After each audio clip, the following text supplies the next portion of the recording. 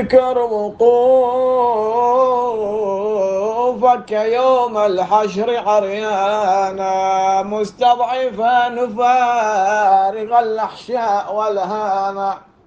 اذكر وقوفك يوم الحشر عريانا مستضعفا فارغ الأحشاء والهانا. النار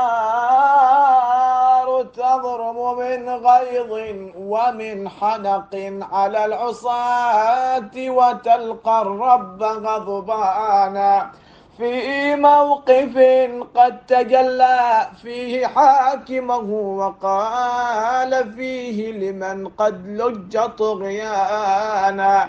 اقرأ كتابك يا عبدي على مهل، اقرأ وانظر به الذي كان. لما قرأت كتابي لا يغادر لي ما كان بالسر وما كان إعلانا. قال الجليل خذوه يا ملائكتي مروا به أليم النار ظمآنا.